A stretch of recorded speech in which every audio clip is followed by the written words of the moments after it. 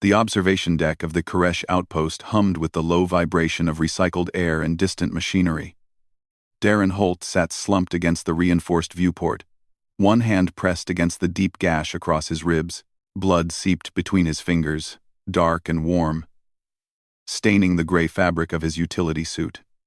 His breathing came in shallow gasps, but his eyes remained alert, scanning the corridor beyond the sealed door.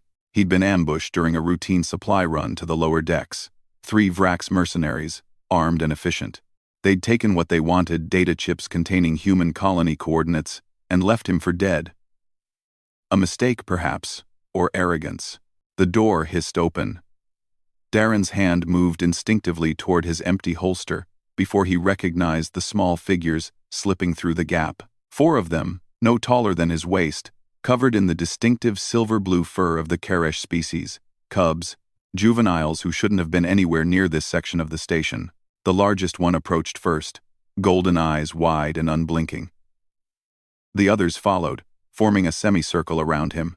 They observed him in that unnerving way the Koresh had utterly still, utterly focused, as if cataloging every detail of his injury.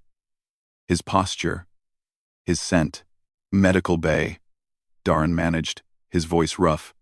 Go get, shh. The smallest cub, barely reaching his knee, moved closer. Her fur was lighter than the others, almost white at the tips.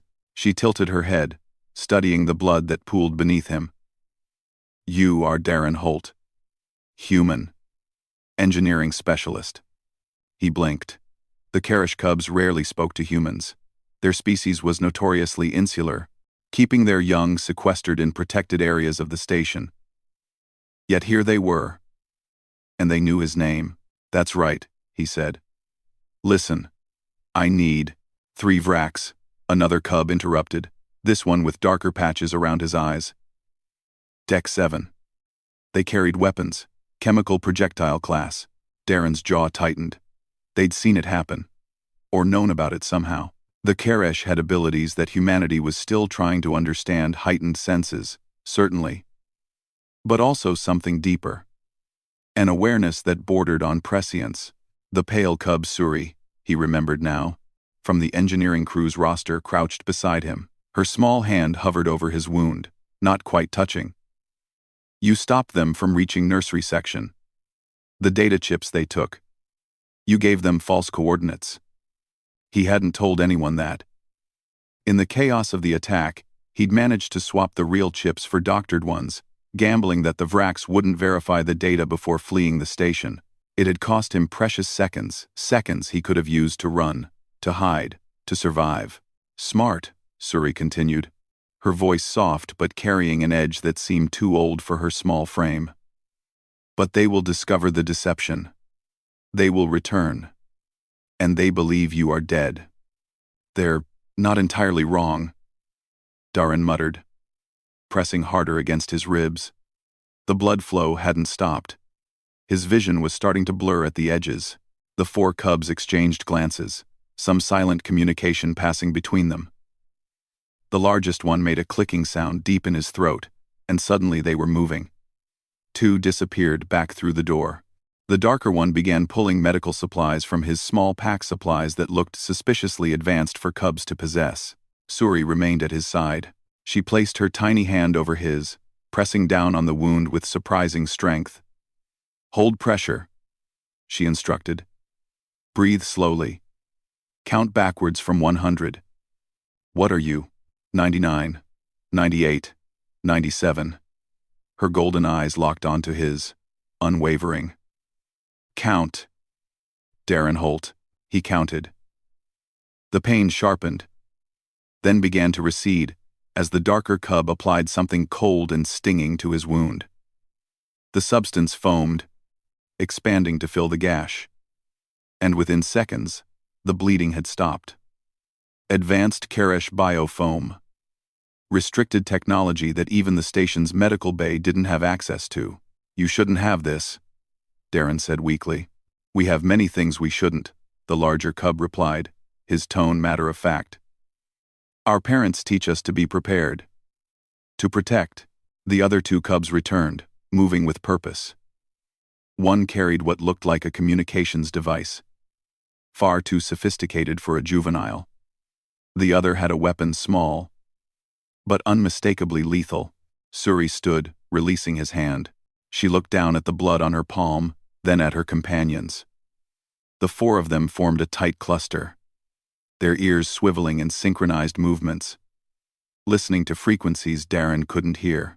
The Vraks discovered the false data, Suri said quietly. They are returning to the station. They will come here first, to verify your death and search for the real coordinates. She turned to face him. And in that moment, Darren saw something ancient and dangerous in her young eyes. They observed you bleed. They believe you are weak, alone, finished. The other cubs moved to positions around the observation deck, each one shedding their appearance of helpless youth like a discarded skin. Their movements became precise, calculated. The larger one activated the weapon, its hum filling the air. The darker cub's claws extended, glinting in the dim light. Suri stepped closer to Darren, her voice dropping to barely a whisper, meant only for him. Whoever did that doesn't know what we are. Darren felt a chill that had nothing to do with blood loss. What are you? She smiled, showing teeth that seemed sharper than they had moments ago. Karish cubs are raised in the nursery sections for a reason, Darren Holt. Not to protect us. Her eyes gleamed. To protect everyone else. Until we learn control. Until we master what we inherit from our ancestors. The door at the far end of the corridor hissed open. Heavy footsteps echoed through the metal passage. You saved our nursery, Suri continued, her voice still soft, almost gentle. You bled for us. Now we return the favor. She glanced at her companions, then back at him. Stay down. Stay quiet. Watch, if you wish. But do not interfere. The three Vraks mercenaries entered the observation deck, weapons raised, expecting to find a corpse and an empty room. Instead, they found 4 Karish cubs, standing in perfect formation, golden eyes glowing in the darkness. The last thing Darren heard before unconsciousness claimed him was the sound of the Vraks leader's confused laugh, cut short by a terrible, primal roar that shook the walls and reminded the galaxy why the Karish were feared across 100 systems, and why humanity, despite all its cleverness, had earned their friendship.